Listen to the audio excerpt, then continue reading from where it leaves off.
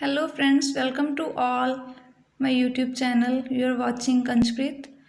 Friends ਅੱਜ ਆਪਾਂ ਇਸ ਵੀਡੀਓ ਵਿੱਚ ਸੀ ਦੀ ਪ੍ਰੋਨੰਸੀਏਸ਼ਨ ਬਾਰੇ ਗੱਲ ਕਰਾਂਗੇ। ਆਪਾਂ ਸੀ ਨੂੰ ਅਲੱਗ-ਅਲੱਗ ਵੇ ਨਾਲ ਅਲੱਗ-ਅਲੱਗ ਸਾਊਂਡ ਨਾਲ ਪ੍ਰੋਨਾਉਂਸ ਕਰਦੇ ਹਾਂ ਤੇ ਉਹ ਕਿਉਂ ਕਰਦੇ ਹਾਂ। ਦੇਖੋ ਆਪਾਂ ਸੀ ਨੂੰ ਸ, ਕ ਤੇ ਚ ਚ ਪ੍ਰੋਨਾਉਂਸ ਕਰਦੇ ਹਾਂ। ਇਹਦਾ ਵੀ ਵੱਖਰਾ ਰੀਜ਼ਨ ਹੈ ਜੋ ਕਿ ਆਪਾਂ ਇਸ ਵੀਡੀਓ ਵਿੱਚ ਡਿਸਕਸ ਕਰਾਂਗੇ। ਜੇਕਰ ਸੀ ਫੋਲੋ ਕੀਤੀ ਜਾਂਦੀ ਹੈ ਕਿਸੇ ਈ, ਵਾਈ ਔਰ ਆਈ ਨਾਲ ਤਾਂ ਉਹਨੂੰ ਆਪਾਂ ਪ੍ਰੋਨਾਉਂਸ ਕਰਾਂਗੇ ਸ। Like if C is followed ਬਾਈ ਆਈ, ਈ ਔਰ Y in a word, then C is read as S. For example, center, cycle, circle, cinema.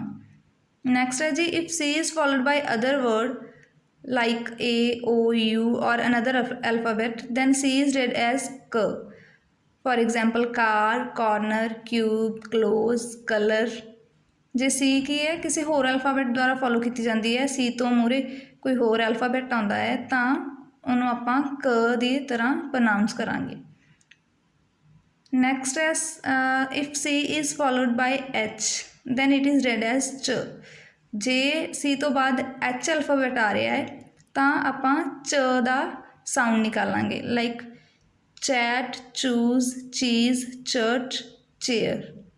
ਸੋ ਇਹ ਸੀ 3 ਸਾਊਂਡ ਅਤੇ ਉਹਨਾਂ ਦੇ ਰੀਜ਼ਨ ਕਿ ਆਪਾਂ ਕਿਉਂ ਇੱਦਾਂ ਬੋਲਦੇ ਹਾਂ, ਕਿ ਕਿਉਂ ਪ੍ਰੋਨਾਉਂਸ ਕਰਦੇ ਹਾਂ ਇਹ ਵਰਡਸ ਨੂੰ ਕ, ਚ ਅਤੇ ਸ ਨਾਲ।